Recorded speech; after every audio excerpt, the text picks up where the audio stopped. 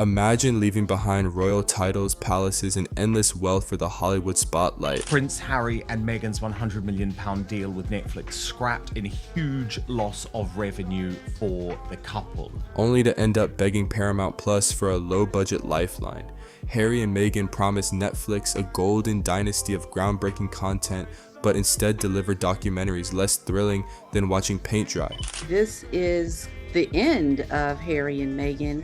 And Harry is definitely feeling this in a very hard way, because this money is going to end. It has stopped. It is not going to be this happily ever after. Now, Netflix has quietly scrapped their jaw-dropping £100 million deal, swapping the Sussex sparkle for none other than King Charles and actor Idris Elba. She has finally realized everything's gone wrong, and she can't spin it.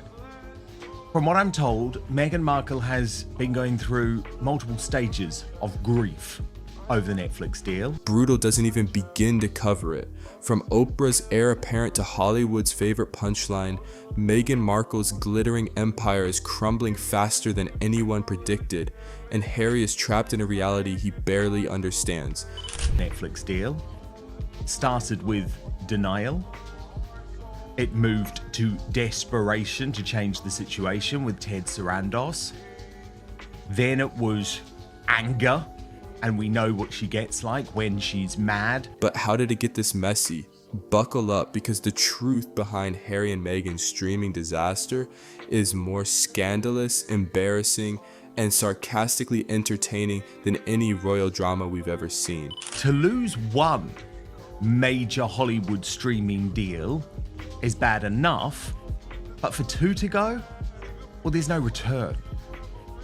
Obviously, that's not how she's going to play things publicly and even amongst her private inner circle. When Harry and Meghan first strutted into Netflix's offices, execs believed they'd hit the jackpot, a real-life royal couple ready to spill palace secrets and charm global audiences. Instead, Netflix got lackluster documentaries and stalled projects. Harry's polo series was so dull, it barely matched the excitement of amateur cooking vlogs, and Meghan's groundbreaking ideas never materialized beyond mood boards. Quietly, without messy headlines, Netflix decided enough was enough, ending their $100 million deal to chase fresher royal content from King Charles, of all people. Behind this was actually the first to reveal that Meghan was going to do a Keeping Up with the Kardashians style documentary, which did come, didn't it? Ironically, Netflix ditched Harry for his father, leaving Meghan scrambling for relevance and Harry facing a humiliating Hollywood rejection. The streaming giant's silent exit wasn't just business, it was a brutal reality check. The Sussexes weren't Hollywood royalty, they were expensive deadweight Netflix couldn't drop fast enough. Meghan Markle once strutted confidently into boardrooms, pitching herself as the perfect blend of Oprah and Shonda Rhimes. Netflix bought that fantasy hook, line, and sinker, but reality quickly set in. After the streamer quietly axed their mega deal, Meghan reportedly cycled through denial, desperation, anger, and depression faster than a canceled sitcom actress. She frantically reached out to Netflix CEO Ted Sarandos with half-price pitches, only to receive deafening silence. Now she's knocking on doors at Paramount Plus, begging for scraps at bargain rates. It's like trading a penthouse suite for a cheap motel. Glamorous, right? Hollywood insiders aren't exactly sympathetic either. They smell desperation and are circling Meghan like sharks sensing blood. From Oprah's chosen successor to a Hollywood punchline, Meghan's fall has become embarrassingly public, leaving her reputation and future in tatters. Netflix wasn't just hoping for decent ratings, they expected Harry and Meghan to deliver blockbuster hits. Instead, they got a dull polo documentary and Harry's Invictus Games series. Charming but hardly groundbreaking. Meghan's creative promises evaporated into endless Zoom calls, vague mood boards, and projects stuck permanently in development.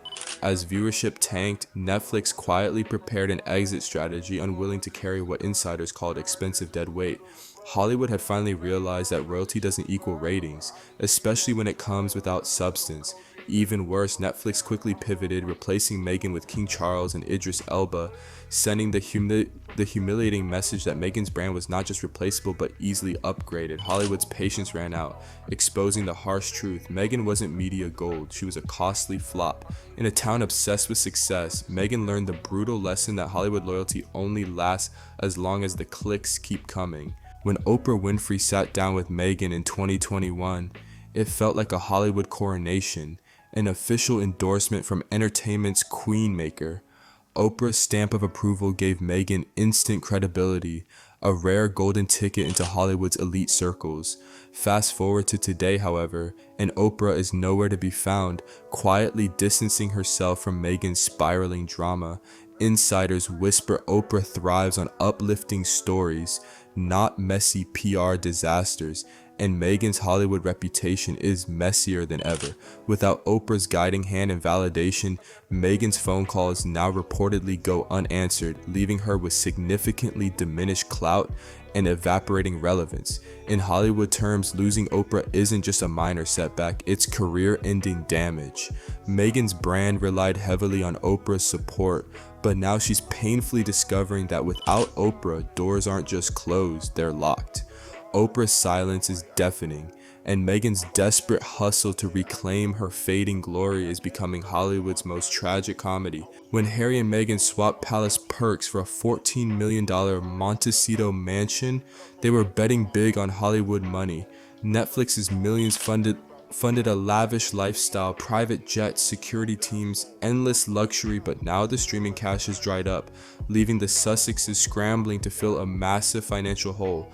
Meghan's ambitious empire, Archewell, once sold as the next Oprah's Harpo Studios, has turned into a dusty, content-starved vanity project barely registering on Hollywood's radar.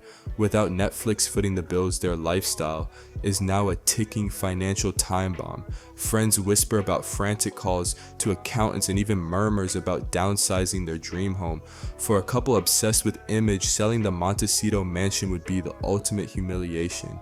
From royal opulence to desperate penny pinching, Meghan and Harry's Hollywood dream has rapidly morphed into an embarrassing financial nightmare, proving royal titles alone can't pay Hollywood's astronomical bills. Harry traded centuries of royal security for a spot in Hollywood's Wild West, but it turns out he didn't bring much to the table beyond his title.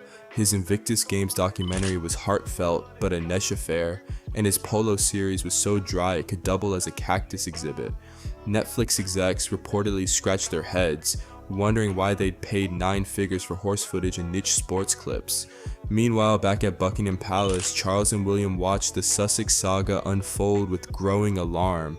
Charles favored a quietly orchestrated reintegration, low-key charity gigs to restore Harry's brand. William, on the other hand, took a harder line: exile for anyone who makes the crown look bad.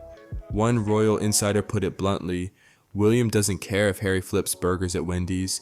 Ouch, Harry's Hollywood dream has become a nightmare of unreturned calls, mounting bills, and a royal family debating whether to pull him back or let him sink. He's the bewildered supporting actor in Meghan's leading role drama, learning too late that Hollywood and the monarchy play by very different rules. From regal privilege to Paramount's waiting room, Harry and Meghan's Hollywood odyssey has been a spectacular crash and burn. Meghan's Oprah meets Shonda dreams have collapsed into a costly flop, and Harry's royal title can't buy him relevance in Tinseltown. Their $100 million streaming romance ended not with a blockbuster sequel, but with an awkward goodbye note and a search for cheap second acts. So here's the burning question: can this scandalous power couple ever reclaim their former glory, or have they officially sealed their fate as Hollywood's most expensive punchline? Let me know what you think, and stick around because the next twist in the Sussex saga might be even juicier.